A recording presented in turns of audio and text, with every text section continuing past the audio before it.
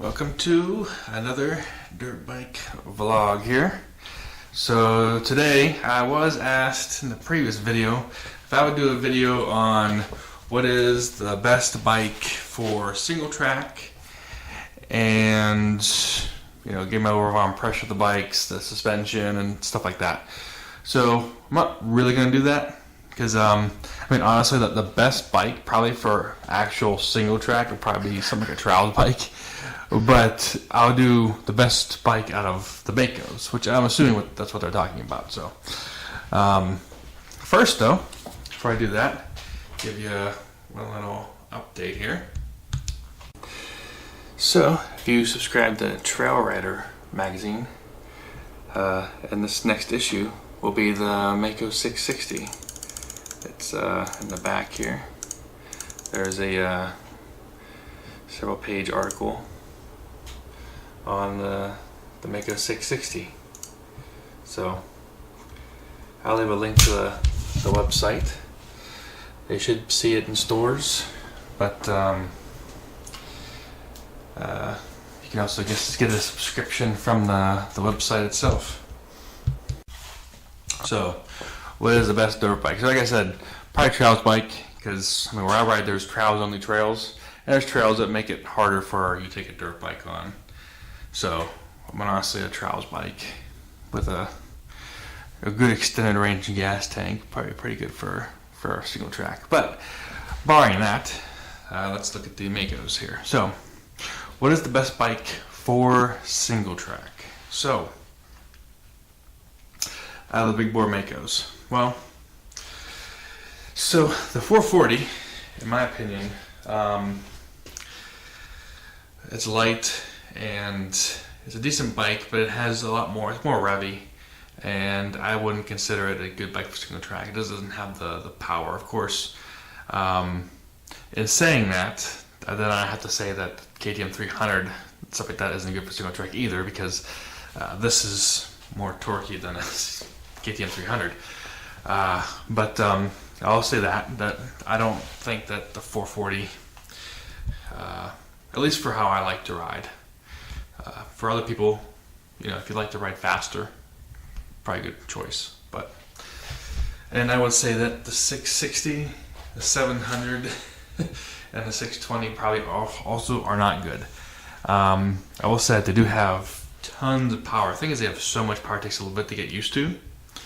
Extremely a lot of power. I mean, how much power these things have? It's smooth and it's controllable. It's just so much, and just touching the throttle a little bit when you go up a hill climb, you just start to bring the front end up. But when you kick it down, you just fly up the hill. It's like going into hyperspeed or hyperspace, or light speed or something, But and so it can be good in some areas, but you gotta really get used to it. And these things are a bit to handle because, these things, whenever I start going and pulling, you're really holding on to try to hold on. The 500s are like that, but these ones here really can wear you out. So I will say that they are, they're good. Also, you have to worry about is they're so big that they overheat. They're easy to overheat. That's why I got the fans on them. I got Evans coolant. I try to put stuff on them so that I know, what the temperature is. I'm putting, extra gas tanks on them, so don't get as good a range. But like I said, they're fun bikes. So all right, let's move on. So now we're looking at the other bikes. So the very, very older bikes, they actually are pretty good in single track. The really old ones. So this 490, 82, I used to ride around a lot. Does really well in single track. It's not, it's got really, really good smooth power. Very easy to control. The only thing about that bike is it's higher maintenance. Drum brakes, unless you change them. It's got a chain inside of it, inside there. So a little bit, the suspension, it's pretty plush on this one, but they do have problems with some shocks breaking. So didn't have it happen on that one though. Actually had it happen on this one, the 83. The 83 is a little bit more, if you're used to that one, the 83 is a little more revvy. But I really like it for single track. It's a pretty good bike. The air-cooled bikes, you know, they run pretty good. I never had them really, on a hot summer day, sometimes I'll have to set them out if I feel like they're overheating, because you never really know. But again, these are older. I mean, whenever you ride these older ones, they feel like you're sitting on a couch. So, fairly comfortable. And even the 86. 86 is water cooled. And since it's one of the earlier water cooling, it did overheat a lot. Until I changed over the radiators. I put on the newer ones. They're wider, bigger. And I made it so that they don't go, the older water style, cooling style would go through one rad at a time. Or would go through one rad and back into the engine. Whereas how I've set it up now is where it goes through both radiators before it goes back into the engine. But that's how the modern style is. That one's still the old style, that 93. This one also has a flywheel weight on it. The rest of them, that one back there doesn't. I like the 500s as far as what's a good bike to ride in the woods.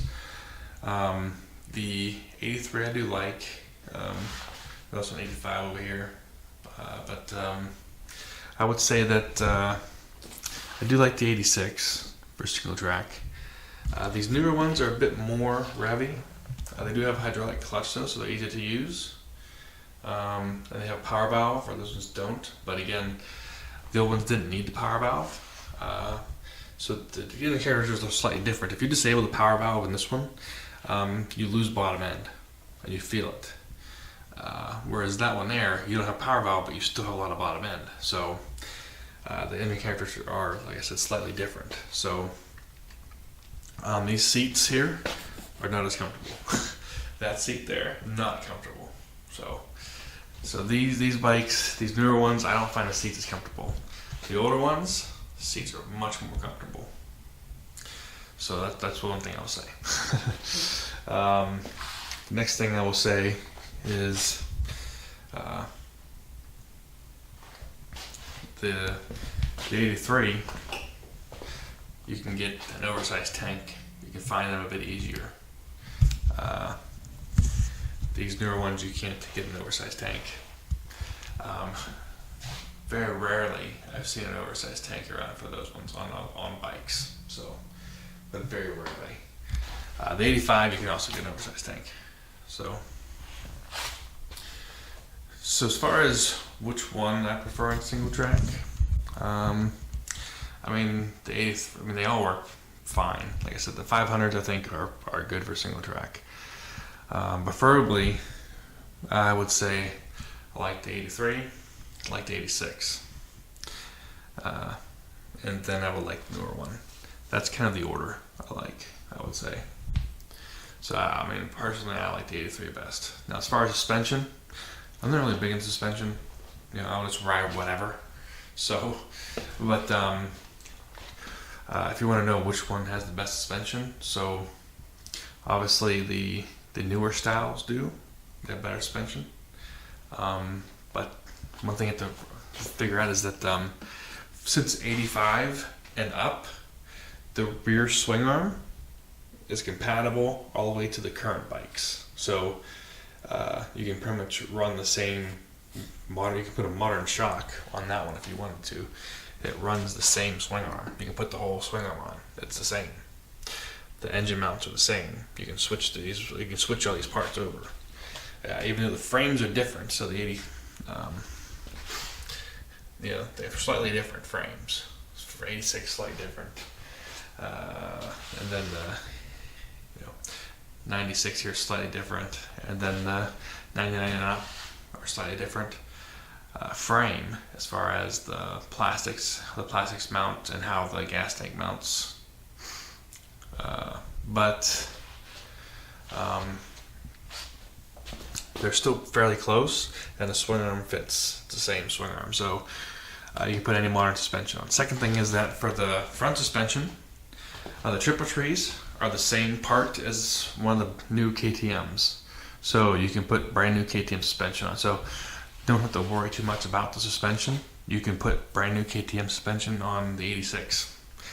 And then you can put the newer shocks, either Rager or Ohlins or WP on the older one. So doesn't matter. Suspension doesn't really matter. So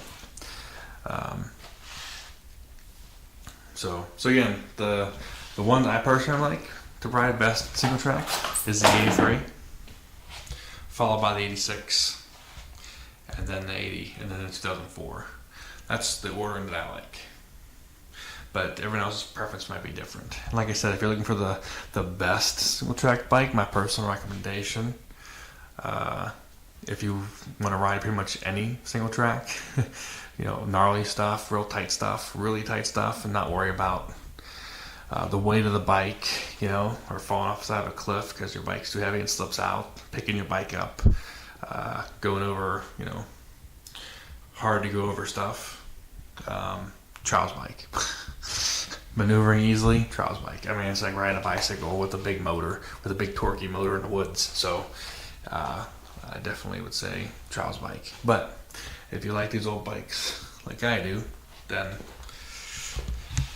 like I said, 83, which I'm going to tell you that 84, 80, 85, and 86 are most likely going to be comparable.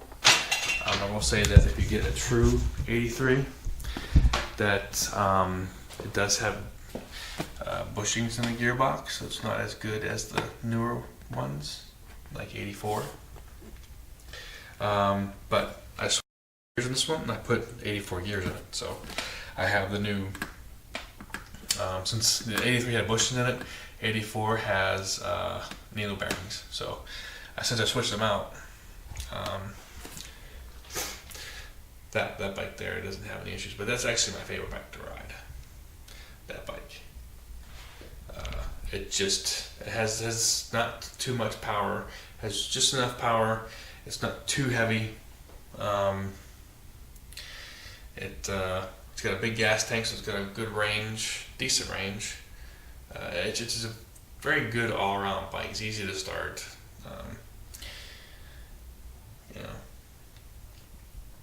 So I would say that was my favorite one. I would say, followed by these two. When I said the 85, I would say is on par. It's gonna be on par with that one, but it doesn't mean I don't ride these other bikes. I ride all of them in the single track. So I will still ride these 500s or these 700s in the single track. But it's actually better if I ride them in more wide open single track.